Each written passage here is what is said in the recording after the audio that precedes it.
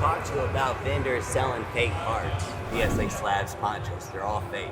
They're proxy slabs. Vendor says and openly admits that they're proxies. Those are extremely expensive cards. If those were real PSA 10s, are thousands and thousands of dollars, a lot of those cards are. So if you use a blacklight on this label, it'll actually pass the blacklight test. But the card looks fake. The card looks really fake. The rest of the label looks really fake. And this vendor is only selling it for $40. At least he was being truthful about it. Not everyone's gonna be truthful. Yeah, it's just a really, really scary situation.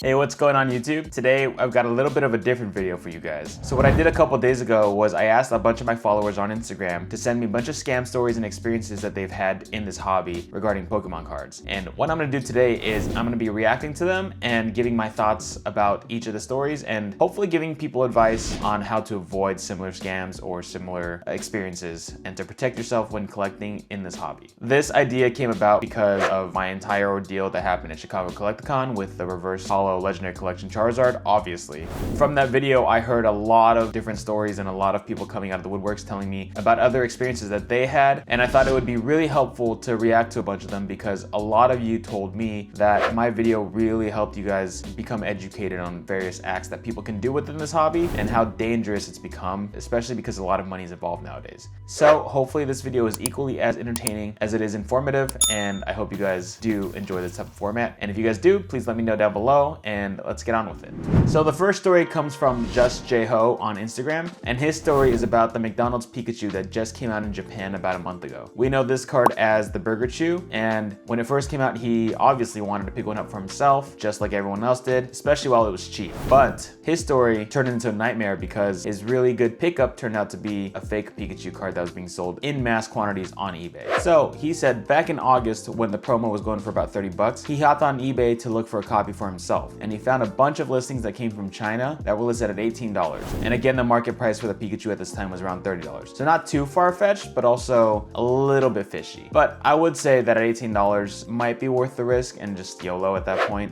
But he said when the card came, it started peeling and the texture was really off. Plus the card was super, super thick, a lot thicker than typical Japanese Pokemon cards. And he says he buys a lot of cards on eBay, but not typically from Chinese sellers. And the important note is that this card's listing was directly from China, which isn't too far-fetched because the Japanese promo was exclusive to Japan. I guess getting a Japanese card from an Asian country isn't super, super fishy, but I will say a lot of the fake cards that I've encountered have been from China. He also said that at the time, there were a bunch of other Chinese sellers that had listings on eBay, and this particular seller he purchased from had sold 200 other copies on the same listing, and so he wasn't super fished out by it until the card came, obviously. He even sent me a bunch of pictures of said Pikachu when it arrived at his house, and as you can see from these photos, the card is literally peeling, which is obviously not what's supposed to happen. So my thoughts from here are that, again, when you're looking on eBay, a lot of the fake listings have come from sellers from China, and that's not a stereotype. That's just something that I've noticed, especially in the Pokemon community. And that might be because there isn't a lot of jurisdiction around fake listings and fake accounts in China. And that has nothing to do with it being specifically from China. I've just noticed that a lot of the fake listings that are on eBay aren't in the United States. They're usually from other countries and they require international shipping, and getting a refund from an international seller is a lot harder than doing it domestically. So when you're buying on eBay, be careful when you're purchasing cards from other countries. Number one, it takes a lot longer to arrive. Number two, again, it's a lot harder to fight it. And number three, you can't really go after them if they're based in another country. It just makes it a lot more difficult and a lot more complicated. Also, I do want to note that it is a lot easier to fake a card that is non-hollow. It's a lot easier to print a card and make a proxy if there's no pattern on it, if there's no texture on it. And so the McDonald's Burger Chew is really a card that is honestly pretty simple to duplicate and replicate. But the good thing about eBay and the good thing about paying with a credit card specifically is that you can file a chargeback. So a chargeback is basically you telling your bank or your credit card that the purchase you made was fraudulent and that you need your money back. And a lot of times they will side with you. It just becomes annoying and it takes a lot of time to do.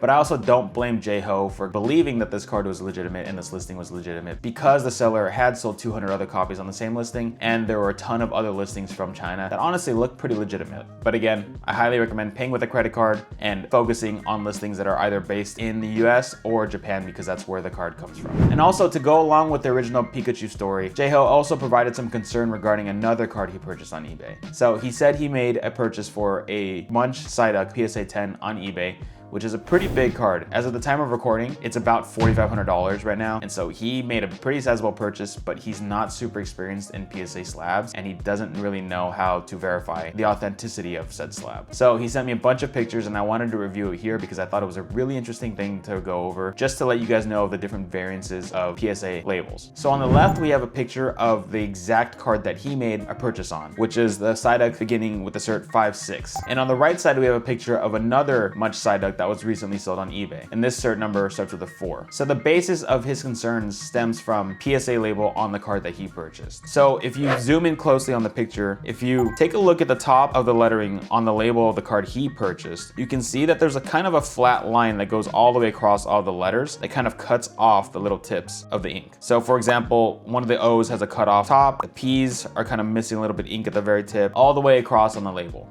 Even the number 286 has a little bit of ink cut off at the very top as well. And I get why he'd be concerned. If you compare it to the card on the right side, you'll see that all of the text has fully rounded shapes and it doesn't look like there's any missing ink. And again, that is a red flag typically, but I do want to say that I've experienced this in the past on cards that are directly sent to me from PSA. This just has to do with variance on the ink that was used for the label. And honestly, it is something that PSA should look into fixing. Even as of really recently, I've had this happen on some of my labels too. So if you ever encounter something similar like this, as long as the slab and the label passes all of the other tests, you should be fine. The most important thing to do is to compare it directly to the scan that's on the PSA website, and also to verify that the card that is within the slab is a legitimate copy and is an accurate grade. We always say, buy the card and not the label.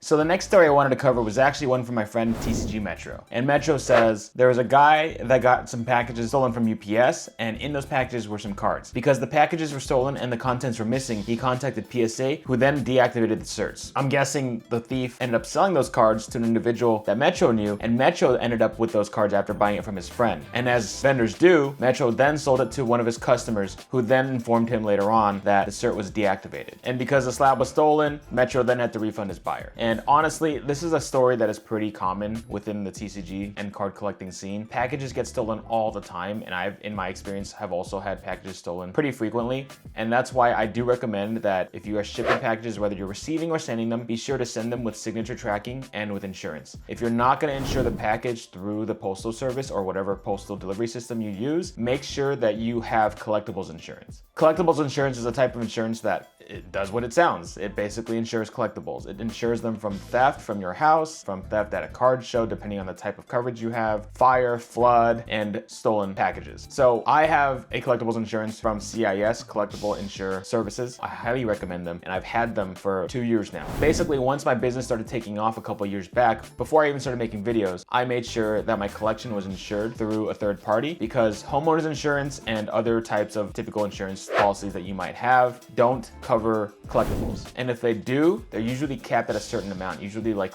$100 to $500 depending on your policy.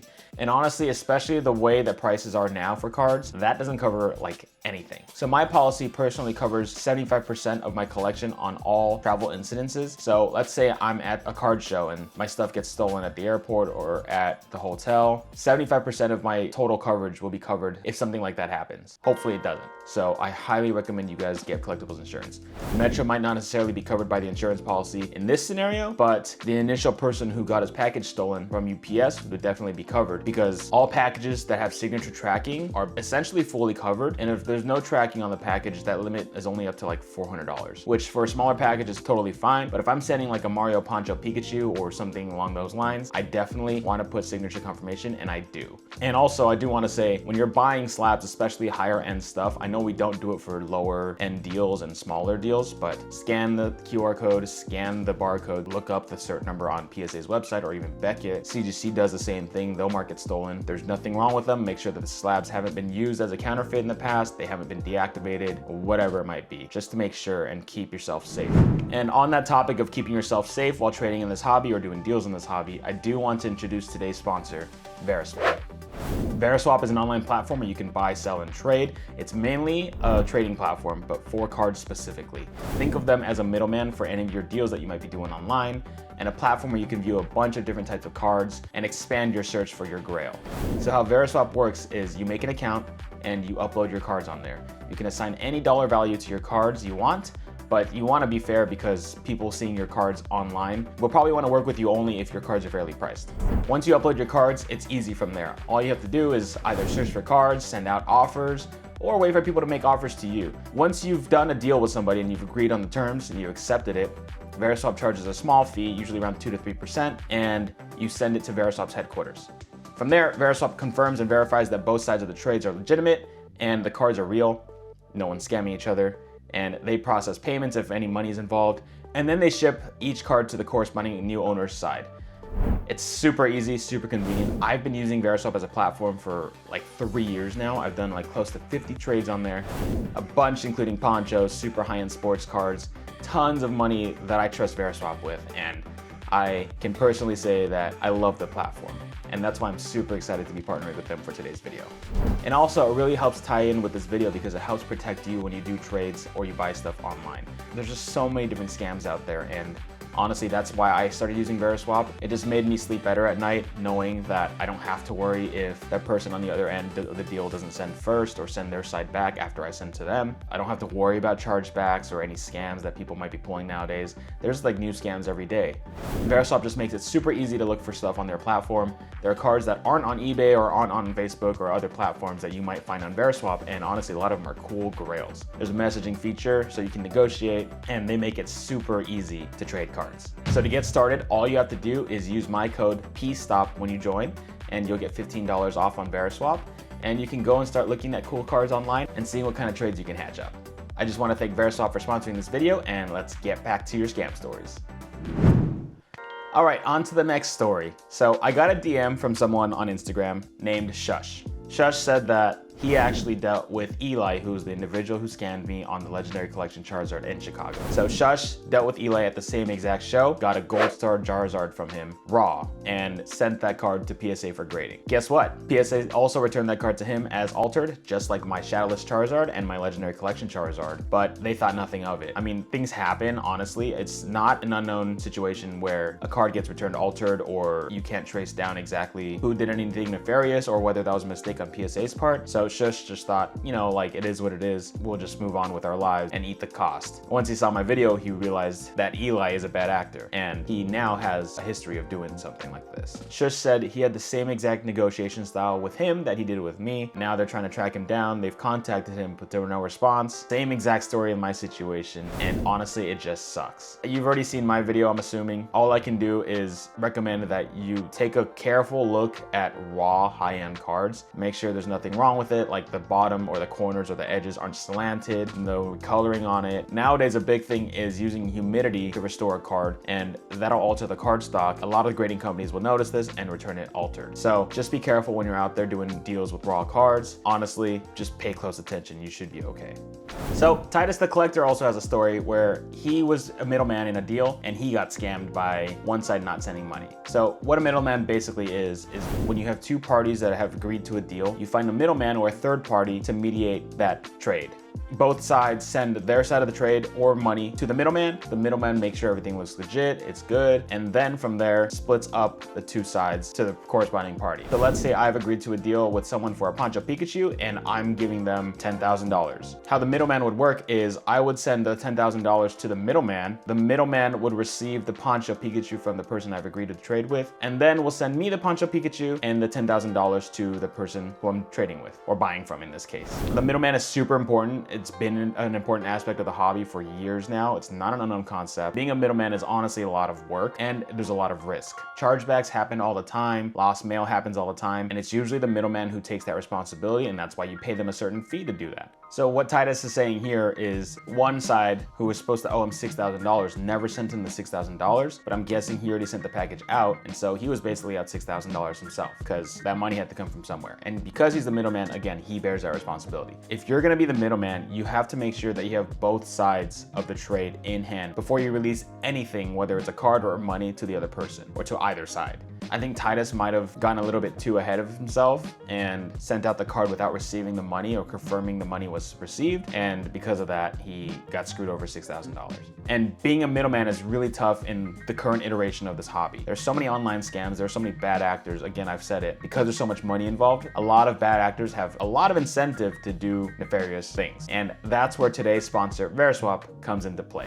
So the next thing I want to react to actually isn't a scam story, but it's a clip that was put out by Jeff Wilson, otherwise known as Sports Card Investor. As his name might suggest, Sports Card Investor Jeff Wilson is a sports card influencer. He's been doing it for many years now, and I've been watching him ever since I first got back into the card collecting hobby. But he put out a video of him at a card show. He does vendor POVs every so often, and he was at the Culture Collision in Atlanta about a month ago. At that show, somebody came up to him and said, "The table next to you is actually selling some fake PSA slabs. You might want to take a look at it." I'm gonna react to this clip. I saw it when it first came out, but I do think it's very important to educate you guys, to let you guys know that these things are floating out there. And although this vendor didn't have nefarious intentions, it's definitely something that can be taken advantage of or misused in some way in the future, or by somebody else. So let's see what happened. Who do I talk to about vendors selling fake cards? Vendors selling fake cards, like at the show? At this show, here.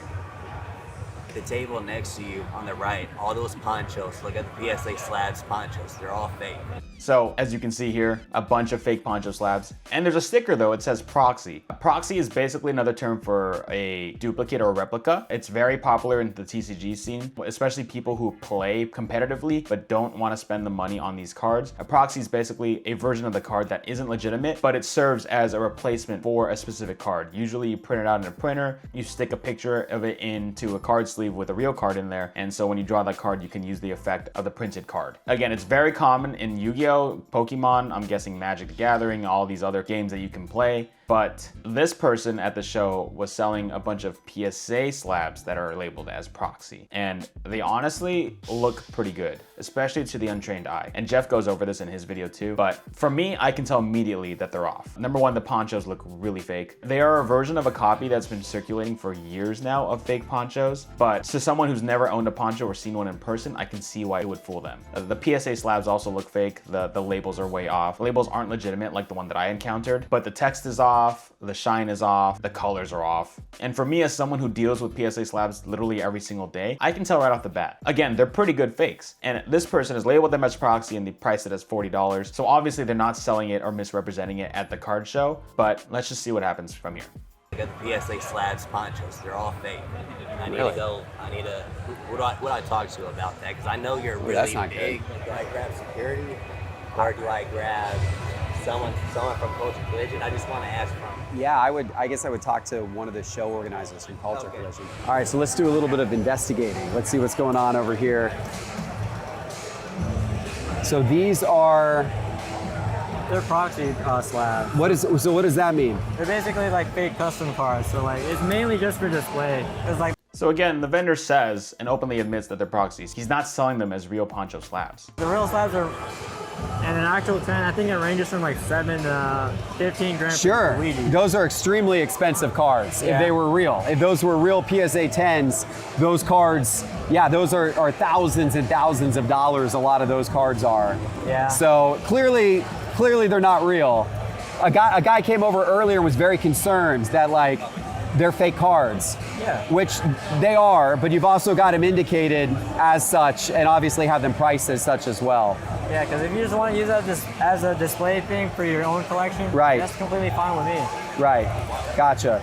But I don't want to sell like a 10 grand slab when I really, it's not that much in general. Yeah, no, that I say, you mind if I see one of them? Yeah. The scary thing about that is like, to the untrained eye, it does feel like a real PSA slab. I mean, So if you can see right here in this image, there's actually a hologram at the top of that label. So if you use a blacklight on this label, it'll actually pass the blacklight test. But the card looks fake. The card looks really fake. The rest of the label looks really fake. Like I said, the fonts are off, the colors are off, the spacing is off on the text. If you compared it side by side with the PSA slab, you could tell right off the bat that it was fake. I deal with PSA slabs all day, every day. It's easy for me to tell, and I've seen ponchos very often. And I've seen this particular fake poncho as well. Because again, it's part of a batch that's been circulating for years now. now, and they've all looked the same, and they're really easy to tell if you have dealt with ponchos in the past. One of the big tells is that a lot of the starfoil pattern, it appears all at the same time, not in layers. So it's hard to explain, but if you see on this image, all the little sparkles on the card show up at the same time. It doesn't matter if you reflect it in the light, doesn't matter if you angle it, they'll all pop up together. But on a real card,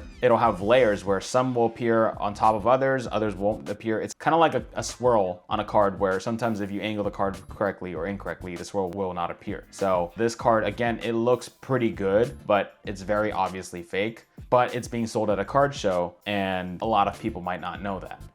To the untrained eye, it does feel like a real PSA slab. I mean, I can feel that it's a little different, but like to the untrained person, you know, you can tell in here the print quality's not quite right. But look, they even got the sparkle on the PSA, right? So Jeff mentions exactly what I just said. The label looks a little bit off. The sparkle on the PSA slab is there, but that's not what the PSA sparkle looks like. It's a little bit different. So again, that's not perfectly replicated, but it's pretty dang good. Right? So I mean, that's not, I don't love that. Like they've even got the hologram. I can tell by looking at it that it's not legit. Yeah. It also doesn't, the weight of it's not the same. It's a little lighter. But man, somebody who hasn't held, you know, tens of thousands of slabs before, like it does, especially if you want to look at the font here, it's a lot. Yeah, you can tell there. I mean, you can tell there's quite a difference. But there you go. So the color's a little bit off, the spacing's off. You can just see that it's a little bit different. The easiest tell is looking at the 10 on the Gem Mint 10. The certain number spacing is totally off. Easy to tell from the trained eye, but it could definitely fool anybody. But look at the slab itself, like other than the fonts, like look at like how this is like, look at the inlay there, like the slab, like the outer rings, the little line there, the line there. The slab is like the same. The slab looks identical. It's just the label that doesn't. That's scary. Yeah. That honestly is scary. Like that's actually. I mean, but you always got that black light test with the PSA logo on here too. So that's a key thing to know. We do that when we're buying cards at Cards HQ. If we're buying PSA slabs, we have a black light that we have in our buying room, and we run the black light over the label.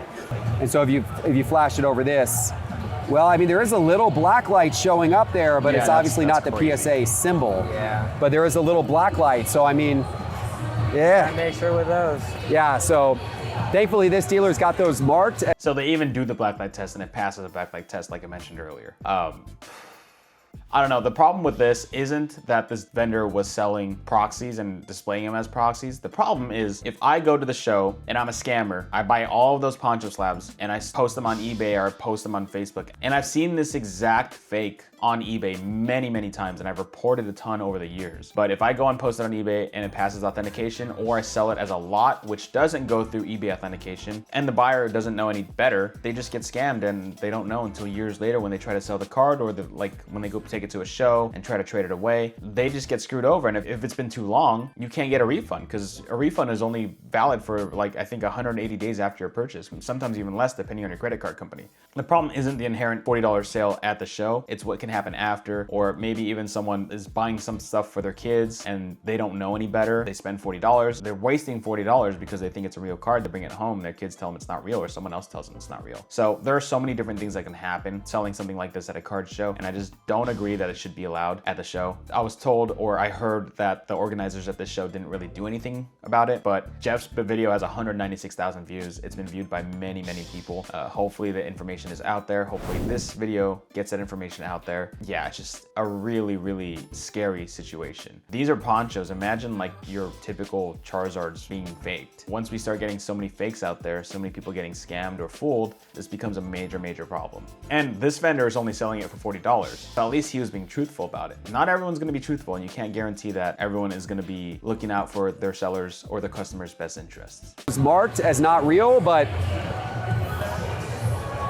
be careful out there. Be careful out there. So that's all I have for you guys today. I hope you guys enjoyed this video. I hope this was informative like my other videos have been. A lot of people have told me that the videos have helped you guys and you guys didn't know that these were out there, these scams were out there. So that's the goal of this video. I hope you guys took something away from this today. And if you enjoy this type of content, let me know down in the comments. If you want to see my face more, subscribe. I don't know, leave a like, and I'll see you guys in the next video. Peace.